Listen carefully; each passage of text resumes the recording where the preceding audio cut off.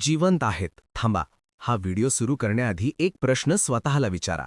जर उपमुख्यमंत्री अजित पवार खरंच गेले असतील तर त्यांच्या मृत्यूभोवती इतकं गूढ का आहे? का दररोज नवे प्रश्न उभे राहत आहेत? आणि का संपूर्ण महाराष्ट्रात एकच चर्चा सुरू आहे? अजितदादा जिवंत आहेत, अजितदादा जिवंत आहेत. कोणी काहीही सांगत असेल, पण आपले दादा जिवंत आहेत. दादांना काहीच झालं नाही. दादा येणार आहेत. आपले दादा जिवंत आहेत.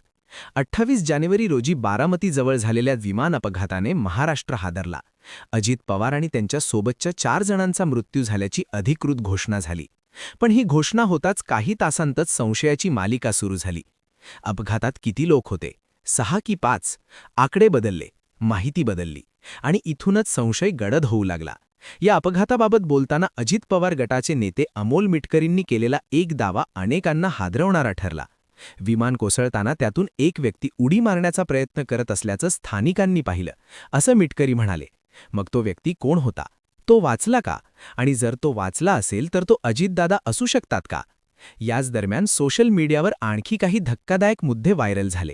विमानाचा पात्यांचा रंग वेगळा असल्याचा दावा, मृतदेहांची ओळख डीएनए चाचणी न झाल्याचा प्रश्न, फक्त अजितदादांचाच मृतदेह दाखवण्यात आल्याची बाब. हे सगळं केवळ योगायोग आहे की यामागे काहीतरी मोठं दडलंय? संजय राऊत यांनी केलेल्या वक्तव्याने या चर्चांना आणखी आग लावली.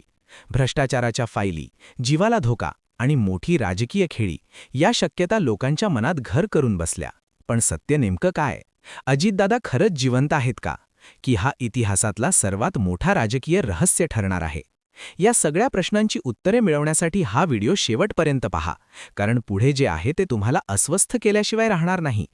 उपमुख्यमंत्री अजित पवार यांच्या अकाली निधनानंतर राज्याच्या राजकीय वर्तुळात झपाट्याने घडामोडी घडू लागल्या आहेत. त्याचबरोबर कार्यकर्ते आणि सामान्य नागरिकांकडूनही अजितदादांच्या मृत्यूबाबत अनेक शंका उपस्थित केल्या जात आहेत.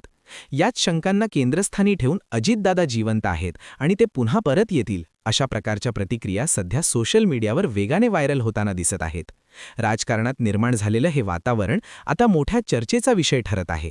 म्हणूनच अजितदादा जिवंत आहेत असं का म्हटलं जात आहे आणि या चर्चांमध्ये खरंच काही तथ्य आहे का, याची सविस्तर माहिती देणारा हा व्हिडिओ शेवटपर्यंत नक्की पहा. उपमुख्यमंत्री अजित पवार आणि त्यांच्या सोबत असलेल्या 4 जणांचा 28 जानेवारी रोजी विमान अपघातात दुर्दैवी मृत्यू झाला. या अपघातानंतर अनेक प्रश्न उपस्थित होऊ लागले असून याबाबत दररोज नवनवीन माहिती समोर येताना दिसत आहे. या अपघातावर अनेक नेते, पदाधिकारी तसेच सामान्य नागरिकांकडूनही संशय व्यक्त केला जात आहे. त्याचबरोबर हा संशय आता हळूहळू एका विश्वासात बदलताना दिसतो आहे आणि तो म्हणजे अजितदादा जिवंत आहेत. यामागील चर्चेला सुरुवात झाली ती विमानात नेमके किती लोक होते यावरून. DGCAने सुरुवातीला अपघातात 6 जणांचा मृत्यू झाल्याचं सांगितलं होतं आणि तशा बातम्या माध्यमांमध्ये झळकल्याही होत्या. मात्र त्यानंतर अपघातात मृतमुखी पडलेले फक्त 5च जण असल्याची माहिती समोर आली. याच दरम्यान अजित पवार गटाचे नेते अमोल मिटकरींनी एक धक्कादायक दावा केला. अपघात होण्याच्या वेळी विमानातून कुणीतरी उडी मारण्याचा प्रयत्न करत असल्याची माहिती मला सांगण्यात आली असल्याचं त्यांनी म्हटलं. अमोल मिटकरींनी अकोल्यातील एका सभेत बोलताना घटनेच्या दिवसाचा संपूर्ण घटनाक्रम मांडला. ते म्हणाले की घटनेच्या दिवशी सायंकाळी 5 वाजण्याच्या सुमारास मी स्वतः घटनास्थळी पोहोचलो होतो. तिथे उपस्थित असलेल्या स्थानिक सरपंचांनी मला हादरवून टाकणारी माहिती दिली. विमान कोसळत असताना त्यातून एक व्यक्ती बाहेर उडी मारण्याचा प्रयत्न करत असल्याचं त्यांनी पाहिलं होतं. त्या व्यक्तीला वाचवण्यासाठी गावकरी धावले, मात्र जवळ पोहोचण्याआधीच विमानाचा भीषण स्फोट झाला, असं मिटकरींनी सांगितलं. याचबरोबर अजित पवार यांच्या मृत्यूबाबत अमोल मिटकरी पहिल्या दिवसापासून संशय व्यक्त करत आहेत. मात्र हा संशय अजितदादा जिवंत आहेत असा नसून अजितदादांचा घातपात झाला असावा असा आहे. तरी देखील मंडळी, मिटकरींच्या या संशयावरूनच अनेक जण अजितदादा जिवंत असल्याच्या चर्चा करत आहेत. अजितदादा जिवंत असल्याचं बोललं जाण्यामागचं आणखी एक कारण म्हणजे अपघातानंतर विमानातील मृतदेह पूर्णपणे जळाले, मात्र काही कागदपत्रे कशी शाबूत राहिली हा प्रश्न. यावर स्पष्टीकरण देताना एअरफोर्सचे माजी अधिकारी अजय परांजपे यांनी महत्त्वाची माहिती दिली. ते म्हणाले की अपघातावेळी विमान क्रॅश झाल्यामुळे त्याचे तुकडे झाले. अशा परिस्थितीत कोणतीही वस्तू कुठेही फेकली जाऊ शकते. कागद बांधलेले नसल्यामुळे ते बाहेर उडाले असल्याची शक्यता नाकारता येत नाही. याशिवाय अजितदादा जिवंत असल्याच्या चर्चेमागे आणखी एक मुद्दा पुढे येतोय, तो म्हणजे विमानाच्या पात्यांचा रंग. सोशल मीडियावर असा दावा केला जात आहे की अजितदादा विमानात बसण्यापूर्वी त्या विमानाच्या पात्यांचा रंग हिरवा होता. मात्र अपघातग्रस्त विमानाच्या पात्यांचा रंग लाल दिसतो. त्यामुळे अजितदादांचा मृत्यू झाला नसून त्यांना शरद पवारांनी परदेशात पाठवल्याची चर्चा रंगू लागली आहे. आता असं का केलं जाऊ शकतं यामागचं कारण म्हणून संजय राऊत यांनी केलेलं वक्तव्य पुढे केलं जात आहे. संजय राऊत यांच्या म्हणण्यानुसार अजितदादांकडे भाजपच्या भ्रष्टाचारासंदर्भातील एक फाईल होती.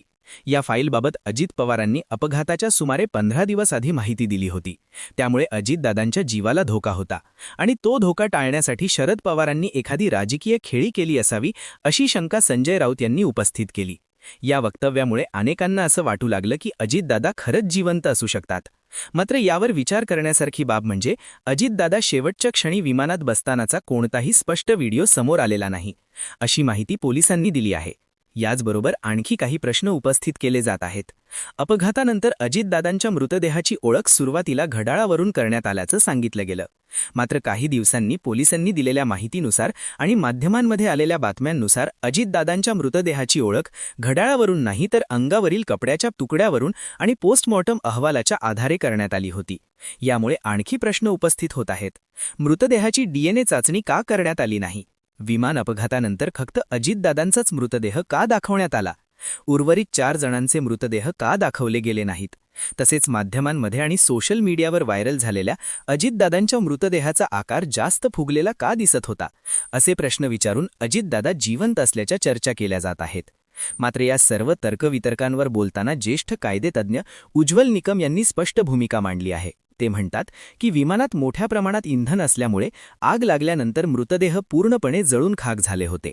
जर कोणी यामागे कट असल्याचा दावा करत असेल तर तो कायद्यानुसार सिद्ध करण्यासाठी ठोस पुरावे आवश्यक असतात. केवळ संशयाच्या आधारावर एखाद्याच्या निधनासारख्या गंभीर विषयाला वेगळी दिशा देणं चुकीचं आहे. या संपूर्ण प्रकरणाचा तपास आता CIDकडे सोपवण्यात आला आहे. राज्य सरकारने नेमलेल्या गुन्हे अन्वेषण विभागाने अजित पवारांचे खासगी सचिव अविनाश सोलवट यांची मंत्रालयात 4 तास कसून चौकशी केली आहे. या चौकशीदरम्यान CIDचा तपास प्रामुख्याने अजित पवारांच्या अपघाताच्या आदल्या रात्रीवर केंद्रित होता. 28 जानेवारीच्या बारामती दौऱ्याचे नियोजन नेमकं कुणी केलं, त्या आधीच्या हालचाली काय होत्या, यावर CIDकडून प्रश्न उपस्थित करण्यात आले आहेत. आता अविनाश सोलवट यांच्याकडून मिळालेली माहिती आणि विमानाच्या ब्लॅक बॉक्समधील माहिती यांची सखोल पडताळणी केली जाणार आहे. विमान जमिनीवर आदळण्यापूर्वीचा मार्ग आणि त्यानंतरच्या हालचालीमधील विसंगती शोधण्याचं मोठं आव्हान CID समोर आहे. तसेच 27 जानेवारीच्या रात्री अजित पवारांची कोणाशी चर्चा झाली होती का? दौऱ्यात शेवटच्या क्षणी काही बदल झाले होते का? 28 जानेवारीच्या बारामती दौऱ्याची आखणी कोणाच्या सांगण्यावरून केली गेली होती? प्रवासाचा मार्ग आणि वेळ कुणी निश्चित केली होती, याचीही चौकशी केली जाणार आहे. सर्वात महत्त्वाचे म्हणजे या दौऱ्यासाठी याच विमानाची निवड का करण्यात आली आणि त्याआधी विमानाची तांत्रिक तपासणी झाली होती का, याचाही तपास होणार आहे. खरं तर अजित पवारांच्या अपघातानंतर अमोल मिटकरी, शरद पवार गटाचे खासदार बजरंग सोनवाणे यांच्यासारख्या नेत्यांनी संशय व्यक्त केला आहे. आता याच दिशेने CID देखील तपास करत असल्याचं बोललं जात आहे. अजित पवारांच्या विमानाच्या बारामती विमानतळावर झालेला अपघात हा केवळ तांत्रिक बिघाड होता की यामागे काही षडयंत्र होतं, या दिशेने तपास सुरू आहे. या तपासासाठी अजितदादांसोबतचे निकटवर्तीय नेते आणि पदाधिकाऱ्यांची सुरुवातीला चौकशी केली जात आहे. अजितदादांच्या विमान अपघाताचा तपास 3 टप्प्यात केला जाणार असल्याचं सांगण्यात येत आहे. पहिल्या टप्प्यात विमानाचा वेग, उंची, इंजिनचं तापमान आणि पायलटांमधील संभाषणाचं तांत्रिक विश्लेषण केलं जाणार आहे. यासाठी ब्लॅक बॉक्समधील डेटा मिळवला जात आहे. दुसऱ्या टप्प्यात विमानाचे अवशेष प्रयोगशाळेत पाठवून स्फोटाचं नेमकं स्वरूप आणि आगीचं कारण शोधलं जाणार आहे. तिसऱ्या टप्प्यात मानवी चूक, तांत्रिक बिघाड किंवा घातपात यावर अंतिम अहवाल तयार केला जाणार आहे, असं पोलिसांकडून सांगण्यात येत आहे. एकूणच पाहता उपमुख्यमंत्री अजित पवार जिवंत आहेत या चर्चा तेव्हाच थांबतील जेव्हा ब्लॅक बॉक्सची अधिकृत माहिती समोर येईल. सध्या तरी अजितदादा जिवंत असल्याचा कोणताही ठोस किंवा अधिकृत पुरावा समोर आलेला नाही. फक्त शंका आणि लोकांच्या मनात असलेली अजितदादांबद्दलची आपुलकी, यामुळेच दादा जिवंत आहेत आणि ते परत येतील अशा चर्चा सुरू आहेत. आता अजितदादांचा मृत्यू खरंच अपघाती आहे की यामागे काही घातपात आहे, हे तपासानंतरच स्पष्ट होईल. तोपर्यंत या चर्चा अशाच सुरू राहतील का, हा देखील एक मोठा प्रश्न आहे. या सगळ्या चर्चांबद्दल तुमचं मत काय आहे ते आम्हाला कमेंटमध्ये नक्की सांगा आणि सोबतच आपल्या या चॅनलला सबस्क्राईब करायला विसरू नका. धन्यवाद.